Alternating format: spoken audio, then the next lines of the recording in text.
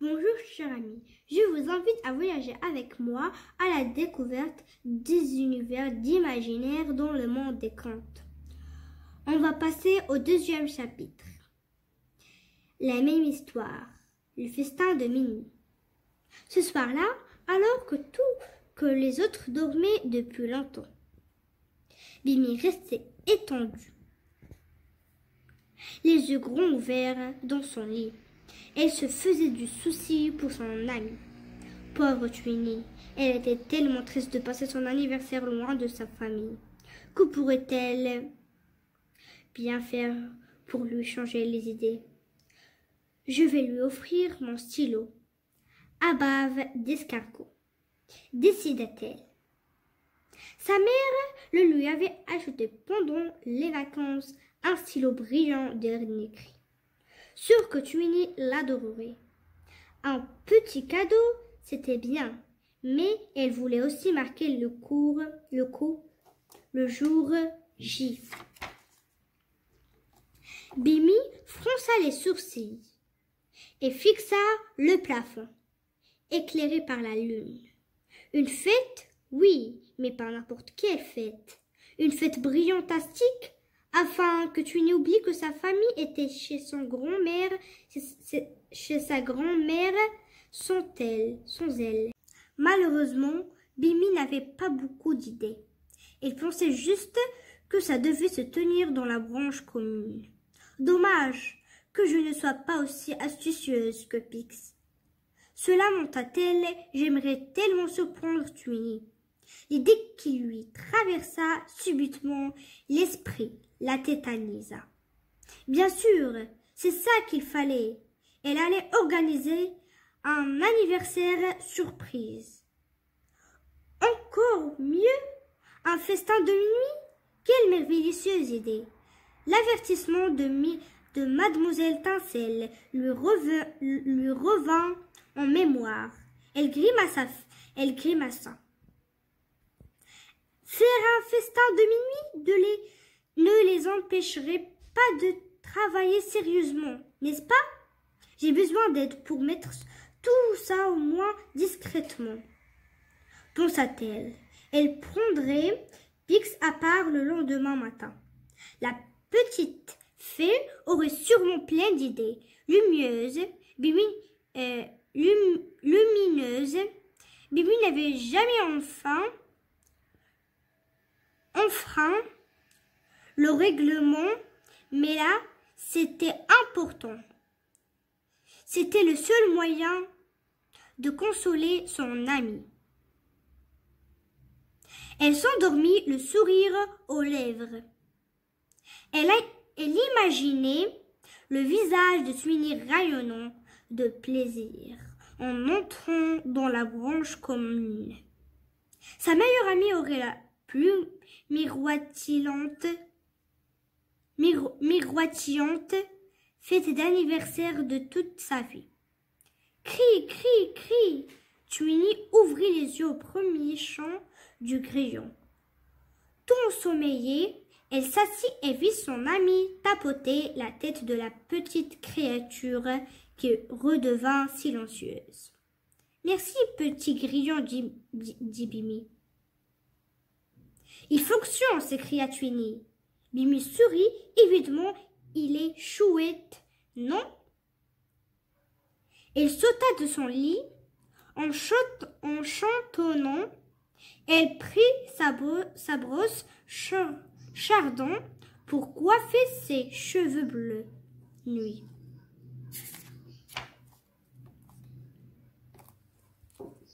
Twinny la regarda surprise. Jamais Bimi n'était d'aussi bonne humeur le matin. Aujourd'hui, elle semblait gaie comme un pinson. Avant qu'il ait pu lui poser la moindre question, Madame Polochon fit irruption dans le dortoir, l'air affairé, les bras chargés de jonquilles jaunes et blanches. Debout les marmottes, il est l'heure de se réveiller et d'étinceler, mes chéris. Nos nouveaux uniformes se réjouit Twinny en bondissant de son lit. On n'a rien de temps. Madame Polochon les vêtit de neuf. Grâce à une simple pincée de poussière magique rose et dorée prise dans la petite bourse accrochée à sa ceinture. Les fleurs se transformaient instantanément en robe à la taille de chaque fée. Twinny fait tout noyer la sienne blanche bordée de jaune. Quand pourrons-nous faire nos vêtements nous-mêmes? Demanda Fils depuis l'autre bout de la branche. Il posa son béret en feuille de chêne de travers sur une oreille, ce qui lui donna un petit air désinvolte. Madame Polochon accourut pour remettre son béret bien droit sur sa tête. Pas avant la 5e année. Vous avez encore beaucoup à apprendre sur la poussière magique. Il vous faudra quelques bonnes années de pratique avant d'être en mesure de réussir correctement un sort de transformation. Grande s'en occupe elle-même? Demanda Pix. Sa robe jonquille était d'un jaune éclatant qui allait à ravir avec ses ailes. La surveillante acquiesça. Oui, mais je les surveille. Si vous voyez ce qu'elle essaye de faire avec leur robe, ça vous ferait boucler les ailes.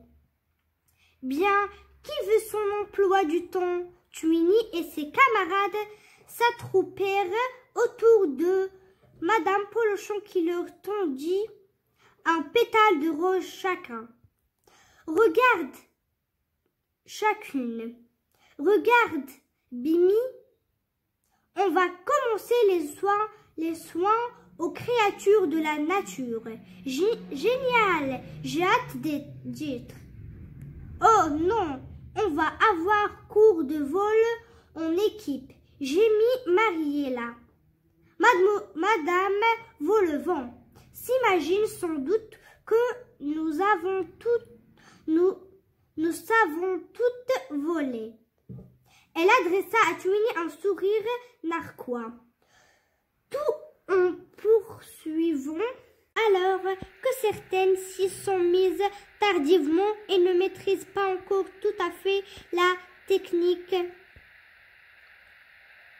Elle donna un coup de coude à son amie Lola, une petite fée toute mince aux ailes d'un bleu pâle. Twinny rougit en les entendant pouffer. Bimi fusia Mariella du regard.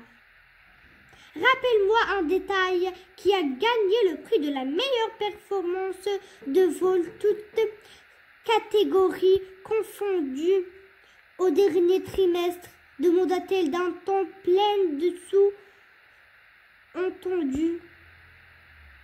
Le visage de Mariella s'assombrit lorsque les autres fées de la branche se misent à rire. Elle avait vraiment été furieuse que Twinny remporte la récompense à sa place.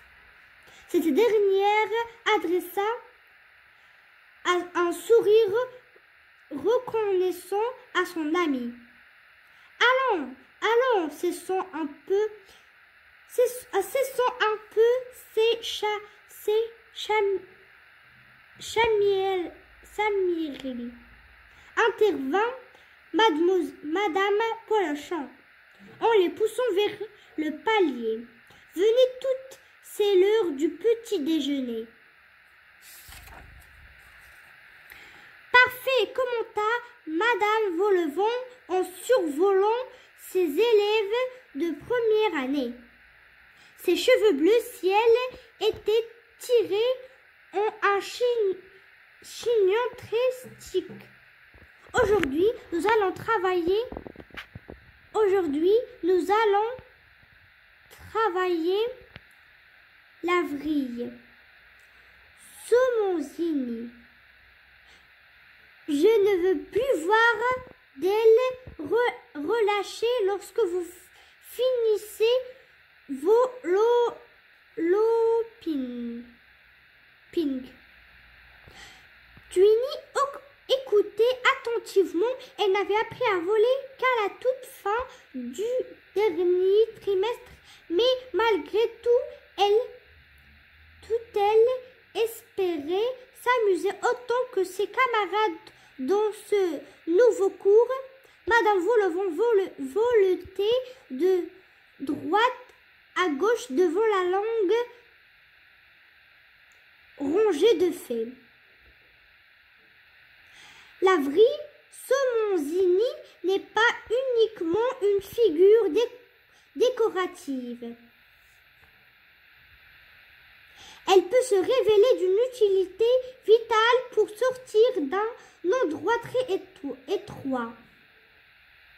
À l'autre bout du champ de vol, le grand chêne se dressait vers le ciel et ses fenêtres scintillaient dans les premiers rayons du soleil.